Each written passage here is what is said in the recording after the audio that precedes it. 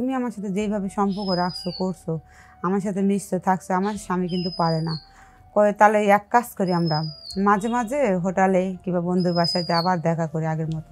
কিন্তু এখন তো এটা সম্ভব না, কারণ আমি আর একজনের বউ, এটা আমি করতে পারি না তার সঙ্গে। এটা আমার করা বেইমানি। হ্যাঁ, আগে করছি কারণ ভালো লাগছিল, করতাম, ওটা বিয়ের আগে, এখন না। তারপর স্বামীকে অনেক বুঝাই, দেখো চিকিৎসা করো, এই করো সেই করো, মানে আমার কথায় কোনো গুরুত্ব দেয় না। কিন্তু কষ্টের জীবন, সব দিক থেকে সুখী, টাকা পয়সা বাড়ি ঘড়ি গহনাগাটি সব দিক থেকে আমি সুখী আছি।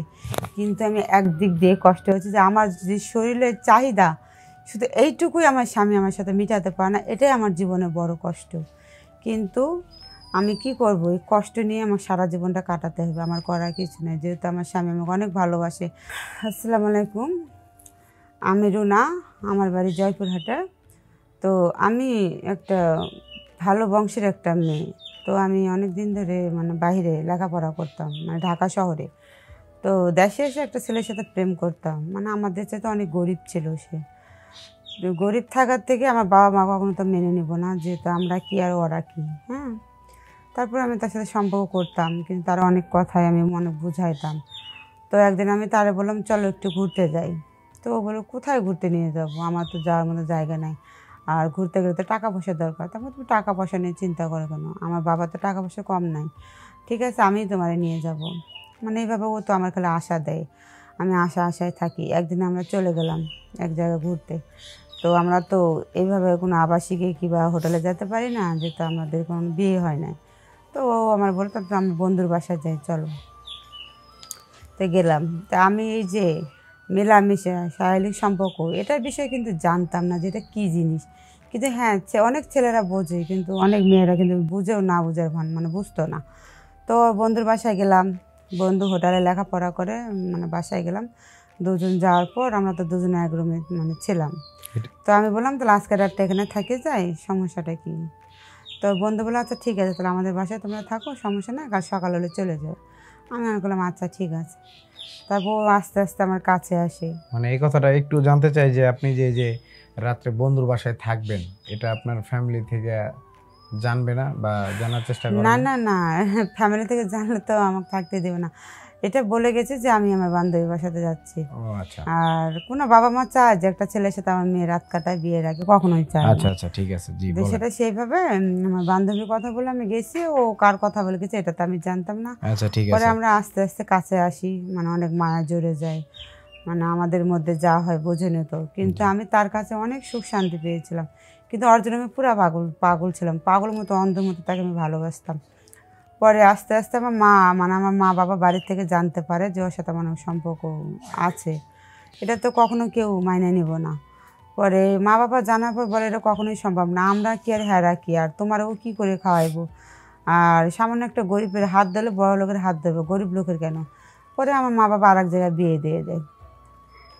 ওই জায়গায় বিয়ে হওয়ার পর আমার যে স্বামী দেখতে শুনতে খুব হ্যান্ডসাম সুন্দর ছিল, কিন্তু আমার যে শারীরিক চাহিদা, মানে আমার যে মনে কি চায়, কিন্তু ওটা সে আমার মেটাতে পারতো না। আমার প্রেমিকা যেটা আমার সাথে করেছে অনেক ভালো কাজটাই করেছিল, মানে আমার যৌবন জ্বালা, আমার শারীরিক সম্পর্ক অনেক চাহিদা সে পূরণ করতে পারতো, মেটাতে পারতো।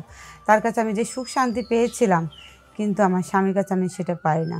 এটা নিয়ে আমাদের অনেক সংসারে অশান্তি হয়। আমি অনেকটাই বুঝাই যে দেখো, ডাক্তারের কাছে কিন্তু অনেক চিকিৎসা আছে, তুমি করতে পারো, আর তুমি যেভাবে আমার সাথে মেলামেশা করো তাতে আমার মন ভরে না।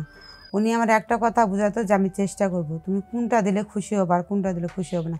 যে একটা মেয়ে স্বামীর কাছে কী চায়, শুধু এই সম্পর্কটুকু ভালো থাক, মনের তৃপ্তি মিলে সে যে আমার কাছে থাকতে পারে, সময় দিতে পারে, এইটুকু চায়।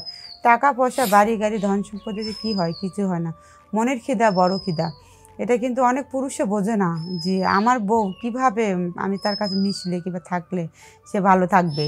এটা অনেকে বোঝে অনেকে বোঝে না, কিন্তু আমি যেটা বুঝি, আমি যেভাবে আমার প্রেমিকার সাথে সম্পর্ক রাখছিলাম, মানে সময় কাটাইছি, তার সাথে মেলামেশা করছি, তার কাছে যে তৃপ্তি শান্তি সুখ শান্তি এই জীবনে আমি পেয়েছি, কিন্তু এটা আমার স্বামীর কাছে পাইছি না। কিন্তু মনে মনে ভাবি, অনেক সময় মনে হয় কি আমি এই সংসার চাইলে আমি তার কাছেই চলে যাই, কিন্তু আমার করার কিছু নেই, সে আর একটা বিয়ে করেছে। তারপর এইভাবে আমি অনেকদিন আমার স্বামীর সাথে সংসার করার পর আমি তার কাছে একদিন যেয়ে বলি, দেখো তুমি আমার সাথে যেইভাবে সম্পর্ক রাখছো করছো, আমার সাথে মিশছো থাকছো, আমার স্বামী কিন্তু পারে না। কয়ে তাহলে এক কাজ করি আমরা, মাঝে মাঝে হোটেলে কিংবা বন্ধুর বাসায় আবার দেখা করি আগের মতো। কিন্তু এখন তো এটা সম্ভব না, কারণ আমি আর একজনের বউ, এটা আমি করতে পারি না তার সঙ্গে, এটা আমার করা বেইমানি। হ্যাঁ আগে করছি, কারণ ভালো লাগছিল করতাম, ওটা বিয়ের আগে, এখন না। তারপর স্বামীকে অনেক বুঝাই, দেখো চিকিৎসা করো, এই করো সেই করো, মানে আমার কথায় কোনো গুরুত্ব দেয় না। কিন্তু কষ্টের জীবন, সব দিক থেকে সুখী, টাকা পয়সা বাড়ি ঘড়ি গহনাগাটি সব দিক থেকে আমি সুখী আছি। কিন্তু আমি একদিক দিয়ে কষ্ট হচ্ছে যে আমার যে শরীরের চাহিদা শুধু এইটুকুই আমার স্বামী আমার সাথে মেটাতে পারে না, এটাই আমার জীবনে বড় কষ্ট।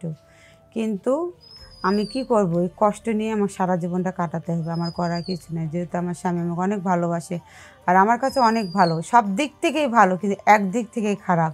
অনেকে আছে না, শরীরের চাহিদা মেটাতে পারে কিন্তু 3 বেলা তারা খাওয়াতে পারে না। কিন্তু আমার স্বামী 3 বেলা আমাকে খাওয়াতে পারে, কিন্তু মনে শান্তি করে তৃপ্তি মেটাতে পারে না। যে আজকের মতো আমি বিদায় নিলাম। আল্লাহ হাফেজ।